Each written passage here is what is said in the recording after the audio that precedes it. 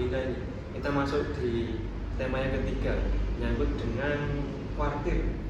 Sebenarnya apa sih peran kuartir ranting dalam mendukung kegiatan pramuka penegak, terutama di wilayahnya itu sendiri? Untuk kuartir ranting itu lebih ke pengarah ya.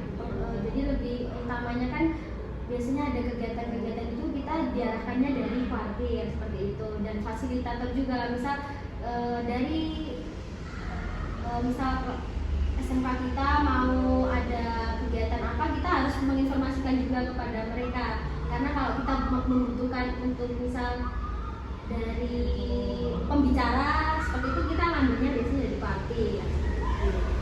Biasanya di pangkalan SMK Taman Iswa ini harus bekerjasama gitu? Iya, harus tetap ada pemberitahuan utamanya ya, kalau kita mau melaksanakan kegiatan itu kuartir harus mengetahui. Kalau di pangkalan SMK Taman Iswa ini sendiri itu wilayahnya itu mencakup mana saja? Wilayah Kuartirnya? Ikutnya Sukoharjo, Sukoharjo. jadi kita ikut kuaranya Sukoharjo. Kebetulan saya juga dulunya pengurus kuaran, jadi ya sudah apa-apa infonya lebih cepat gitu lah. Kalau dari kegiatannya itu biasanya dilaksanakan oleh penegak di tingkat ranting kuartir apa saja? Ya masih sama ya, biasanya kalau di kuartir itu ada perkemahan, cuma lingkupnya hanya sekecamatan seperti itu, kecamatan. Terus nanti ada biasanya juga bakti sosial. Kalau di hari-hari biasanya Agustus itu kan hanya pramuka ya, jadi biasanya ada kayak pencabutan paku seperti itu, ada pemungutan sampah seperti itu. Kita juga biasanya ikut mengikuti partisipasi kegiatan seperti itu.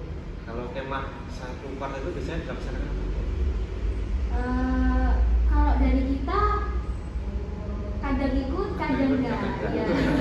Kadang biasanya soalnya kalau di kuartir ranting itu dibagi Kak. Jadi ada 2 periode, 1 tahunnya di penegak, 1 tahun besoknya yang golongan bawahnya penggalang. Jadi nggak setiap tahun ada 2 tahun sekali. Ya, berikutnya apa saja tantangan yang dihadapi kuartir ranting dalam menyelenggarakan kegiatan untuk penegak itu, Pak? Nah, untuk di kuartir karena lingkupnya itu cuma sekecamatan ya, jadi tantangannya itu di kurang partisipasinya ya dari sekolah-sekolah itu loh. Kadang ada yang cuma kuartir ranting males ikut, maunya biasanya yang agak lebih tinggi di kuartir cabang atau di kabupaten gitu aja sih. Sama biasanya terkendala di dana juga. Ada yang kalau anggarannya menipis ya kita susah juga. Susah. Ya. Berikutnya, apakah kuartir ranting melibatkan penegak dalam proses kegiatan pelaksanaan? Jika iya, bagaimana mekanismenya, Pak? Tentunya tetap dilibatkan ya, karena penegak itu kan golongannya lebih tinggi. Nah, untuk biasanya dilibatkan di kegiatan yang sifatnya itu memerlukan tenaga, biasanya ya seperti bakti sosial itu pasti. Kalau anak-anak SMP kan kurang ya, jadi pasti tetap dilibatkannya penegak seperti itu. Jadi ya tetap ditarik dari anggota penegak-penegaknya.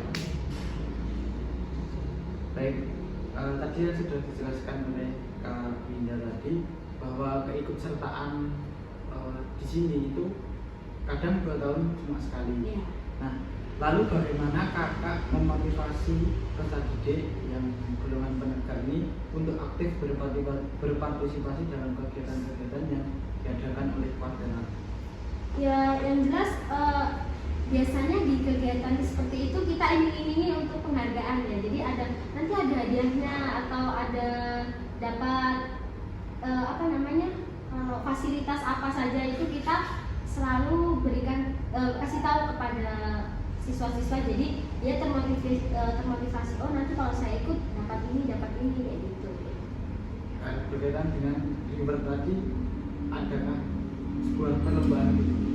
Biasanya tetap diperlombakan, karena kalau tidak diperlombakan itu minat siswa ikut itu malah lebih sedikit ya, nggak ada gregetnya gitu loh kalau nggak ada, ya kalau nggak ada rewardnya.